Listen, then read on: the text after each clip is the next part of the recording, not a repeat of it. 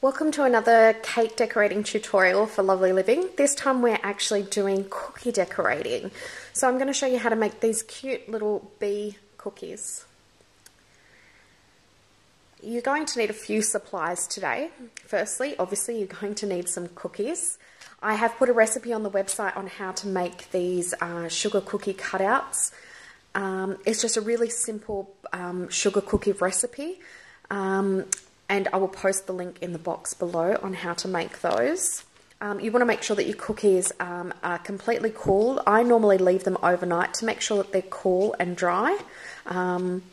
You're also going to need a tiny, tiny little bee. Now, I've done a tutorial before about how to make bees. This one was just a basic round, an oval-shaped piece of yellow fondant. I let it dry overnight. And then I used some gourmet writer pens. These are the Americolor ones. And I've used the black pen just to draw the stripes on and draw the little eyes on. And then I've used a tiny little flower cutter to cut the wings out for the bee. This is the tiny flower cutter. Again, I let the wings dry overnight because I find it much easier to work with things that are this small when they actually dry. So I just left it overnight and then I put it all together this morning. So you're going to need one of these tiny little bees. You're also going to need some fondant. The theme for my son's party is bumblebees, of course, but we're doing a blue and yellow theme. So I have some pre-coloured blue fondant. It's always best to colour your fondant the day before. It just lets all the colour soak in. I will post a video later today about how to colour fondant. Just for the record, I've used sky blue icing colour from Wilton, so the sky blue colour, and always use gel colours, never use liquid colours when you're colouring fondant. We're also going to need some royal icing. Royal icing can be bought from any cake decorating store online, or you can even buy it in the cake section of your local supermarket. You really want your icing to be fairly thick because we're going to be creating these tiny little pearl balls.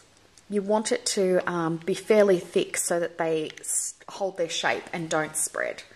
So you just want to check just by lifting up your icing and just dropping it down, and you want it to hold its shape for quite a long time. As you can see, that's really sort of holding its shape. You really want it to be too thick than too thin. Royal icing does spread very, very quickly if it's too thin. So don't be afraid to add a little bit more icing powder if you need to. So you just mix that up with water, and when you're mixing it up with water, every drop counts. So it's best off just to use a spoon, preferably a teaspoon, and just add a teaspoon of water at a time. And even towards the end, just a drop of water at a time. So just be really careful when you're mixing royal icing. We're also going to need a piping bag. Now, I use a Ziploc bag, mostly because they are cheaper than buying disposable piping bags. Disposable piping bags are very expensive, and it also means that I can reseal it in between uses. Obviously not for an extended period of time, but if it's sort of 30 minutes or so between uses, I can seal it up again without having to worry it's going to leak everywhere and those sort of things. So I just do like using the Ziploc bags first. Prefer using Ziploc bags. We're going to need a number 2 tip on our piping bag. You could use a number 1 as well. A number 3 is probably too big. We're going to need to use a small rolling pin. You can use a bigger kitchen rolling pin if you like, but I just find the smaller ones are much easier to work with. Some corn flour, and that's just to dust your surface so that your fondant doesn't stick. You can use royal icing to cover your cookie, but I always find that fondant has a much neater effect. And it's also much easier. It takes sort of 2 seconds to cut out the fondant rather than fussing with doing an outline around and then having to flood the icing in the middle. So if you're going to be doing one flat colour like this, I always just use fondant to cover. You're also going to need your cookie cutters that you use to cut your cookies. This is what you're going to cut your fondant out with. Because your cookies, they don't really spread very much, but they do expand a little bit. Your cookie cutter is the perfect size to cut out your fondant. So what we're going to do is we're going to make sure that our royal icing is nice and mixed. You really don't want any little sugar crystals in there because the sugar crystals will block up your piping bag, your piping tip. So the easiest way I find to fill a piping bag is just grab a coffee cup, just put your tip in there and then just expand it out until you can see the inside of your nozzle. That way you're not getting a lot of wastage up here. And then I just pour the royal icing in.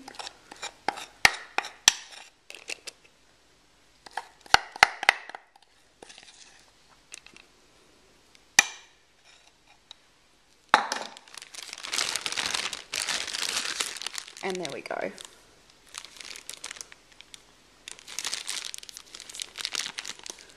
Just check to make sure that it's coming out, and it's coming out perfect. And then I just normally just leave it in the bowl and set that aside. So what we're going to do first is we're going to dust our surface just to make sure that our fondant doesn't stick. We're going to give our fondant a really good massage and just make sure that there's no hard bits and that it's all nice and soft and easy to work with. I like to put a little bit of corn flour on my hands just so that my hands don't stick. And also I like to put a bit of corn flour on my little rolling pin. Now I don't like to flip my fondant because I don't want to get too much of that corn flour on the top, which is what I'm going to use. You just want to roll it out relatively thin, not too thin, but I would say probably about 1 millimetre in thickness.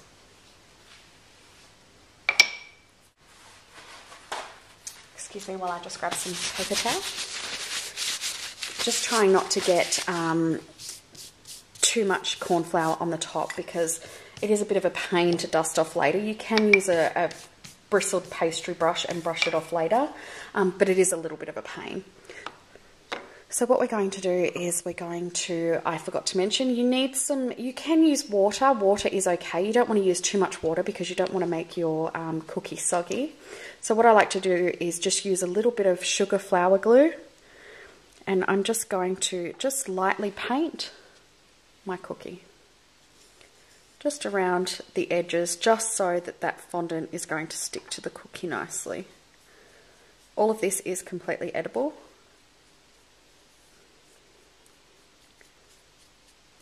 Okay. What we're going to do, just make sure that you don't have any imperfections. And we're just going to cut out a shape.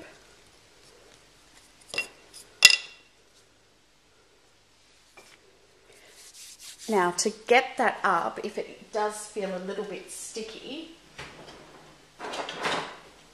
I just use just a really fine spatula and always rub like this side to side. Never poke it straight in because you will distort your fondant. So just side to side until that does come up. And then you can pick it up and just line it up and place it on top of your cookie.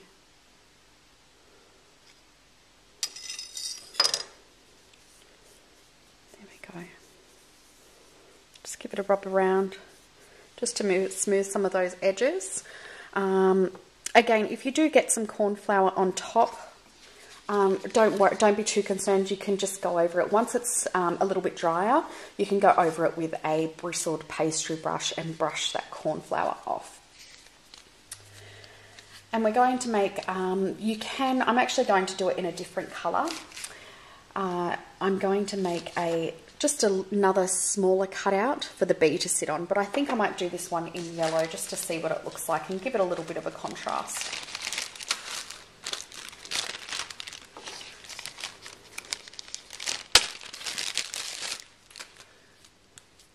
Now this is pale yellow satin ice, which was already pre-coloured when I bought it in the packet, so I didn't have to colour this.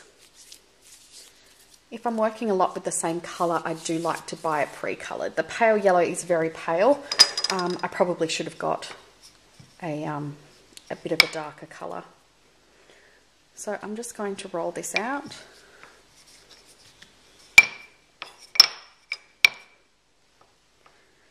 And just be careful. Obviously, I haven't cleaned my work surface very well, which is very naughty. But just make sure that you can see that there's a tiny bit of blue there, so I will avoid that area. So I'm just going to use my smaller cutout, which is the same cookie cutter, it's just the smaller version.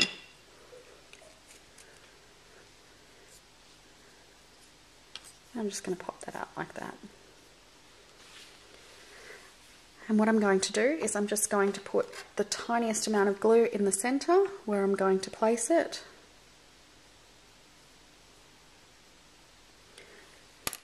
Just so that it doesn't stick. So that it does stick, sorry. There we go. I'm just going to put my fondant away. Always keep your fondant in a Ziploc bag or Glad wrap, just to make sure that it doesn't dry out. Fondant dries out really, really quickly. So if you do accidentally leave it out overnight, it will be ruined in the morning. Okay, so what we're going to do now is we're going to pipe our little tiny balls just on the outside. Now it's a really simple piping technique that we're going to use.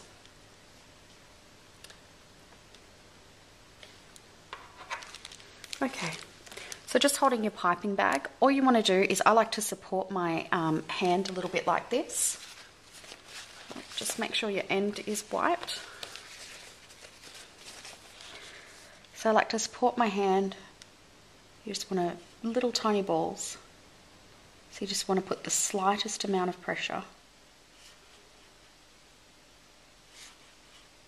Make sure that they're relatively evenly spaced.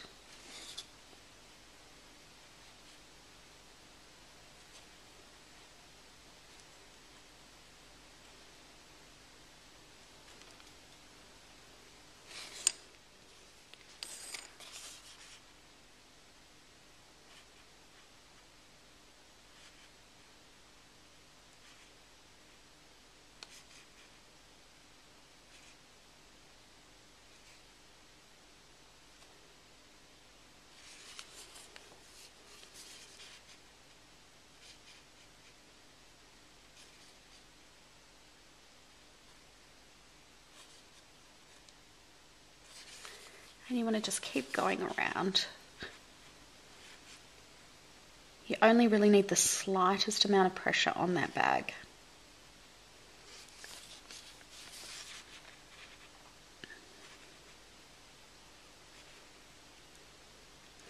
And as I mentioned, this is a number 2 Wilton tip. If you want to make these tiny little pearls smaller, then a number 1 is perfect. But I probably wouldn't suggest going to a number 3. A number 3 is quite large, and I don't think that larger pearls would look very nice. There we go. So there you can see our little pearls are done. And now what we need to do is we just need to stick our little bee in the center, which is again really simple. Just using some glue,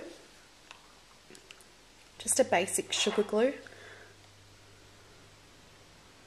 Just going to paint in the center. I'm going to grab our little bee, who has lost a wing, but that's okay.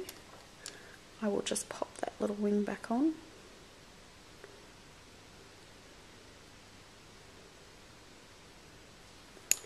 And we are going to just sit him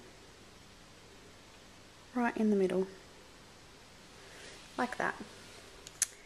And there you have it. A really super cute, super easy cookie.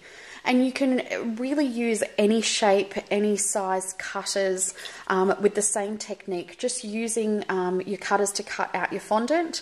You can do it in any colour scheme that you like. You can do it with bees or ladybugs on the top. It doesn't really matter. You can even leave them plain. I've even done a round cookie like this. And that looks quite nice. You could even just draw an initial with royal icing, or even one of the coloured pens in the middle if you wanted to. So there are so many things that you can do. And as I said, I really do like doing the cut out fondant rather than the royal icing. I just find it is a lot less fiddly and it gives a much cleaner, nicer result. But you can use the royal icing if you like. It does give a really, really nice glossy finish. But I do find this much easier. So I hope you enjoyed this video, and I'll be back with some more. Thanks.